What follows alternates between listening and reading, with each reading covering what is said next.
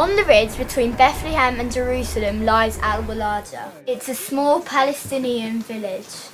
Our hometown of Bedford has a friendship link with Walaja. Walaja is proud of its girls' basketball team. We stayed with families in the village and played basketball with the girls. We saw firsthand what life is like. It's hard to understand the Israel-Palestine conflict. When you talk to Jewish people and remember that 6 million Jews were killed in the Holocaust, you can see why they need a homeland. When you talk to Palestinians who have lost their homes and their lands, you can see why they are bitter about the state of Israel. Walaja is one small village, but it helped me to understand the struggle between Palestinians and Israelis. The original village of Walaja was across this valley. In the 1948 war, 70% of village lands were lost to the new state of Israel. Most of the people ended up in refugee camps or fled to Jordan and Lebanon, but some villagers moved across the stream to the other side of the Green Line, and that's where Walaja is now located. After the 1967 war, almost half of the remaining land was taken by Israel and became part of Jerusalem. You can see Jerusalem from Walaja, and this is the settlement of Gilo. More village land was taken for this settlement, which is really maddening because the buildings of these settlements is actually illegal under international law. Believe it or not, things got worse. Israel built another settlement called Gilo and more land was lost. What they call natural expanding of Gilo. Then Israel decided to build a huge wall to separate Israel and the West Bank. Palestinians called this the apartheid wall, and it's really horrible. But the wall is partly the Palestinians' fault because suicide bombers were blowing up lots of people in Jerusalem, and Israel thought the wall would make them safer. But it's hard for me to see how the wall helps. Much of it is built on Palestinian land. It creates many problems for Muslims and Christians in the West Bank. Instead of making Israel safer, it makes Palestinians feel even more angry and bitter and hopeless. In Walaja, the wall will actually encircle the village. The people will be completely cut off from Jerusalem, and they will only have access to the rest of the West Bank through a single gate. The idea of the wall is actually not really security. It has nothing to do with security.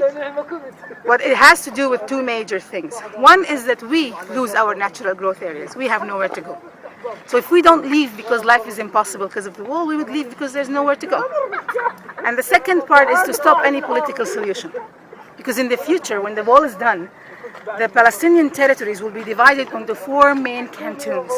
Gaza, which is completely separated, and then the West Bank. And the West Bank will be divided into 3 major cantons, North, South, and Center. And the connection in between is controlled by Israel. So what kind of a government will be able to rule in such circumstances where they don't even control the roads? It's impossible.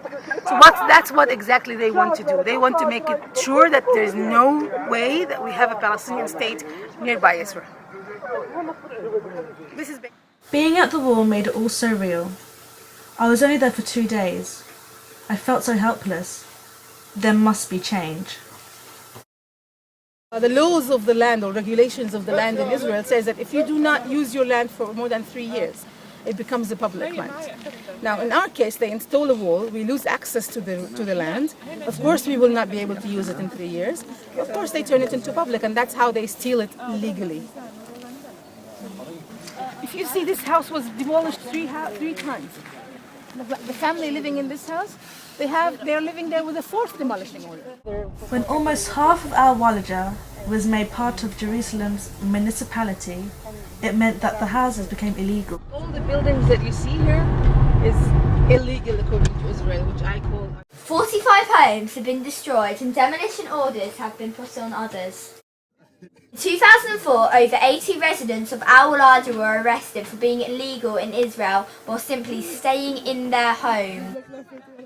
Actually going to the village, staying in homes with families, sharing food, sharing fellowship, making new friends, seeing their struggles.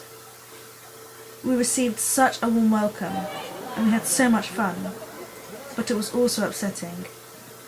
It made me angry. Because of the wall and checkpoint, the father that I stayed with now has to get up at 4 to get at work on time. The wall will separate pupils from their schools and farmers from their olive trees. It also means that most Palestinians can't get to their holy sites in Jerusalem. I understand that Israel needs to be safe, but it seems that the Israeli government wants an all-out victory in the conflict instead of being willing to compromise. Why else are all these settlements still being built on Palestinian lands, and how come the rest of the world doesn't do anything to stop them? I thought that we are supposed to respect what the United Nations says, but Israel just ignores what the UN says and they get away with it. It is great to hear how some Israelis held the villagers in their struggle. It's the Israeli government that is the problem. I hope that we can be part of the solution. So protesting in the words will help, because this will actually make pressure on Israel, and then they will realize that they can't just act like lunatics and expect people to accept it and understand it. But because we're lacking this, because there's no more protest, nobody's holding Israel responsible for what they're doing. That's our major problem. Wherever you are watching this, please pressure your government to pressure Israel so that peace and justice will finally come to the Holy Land.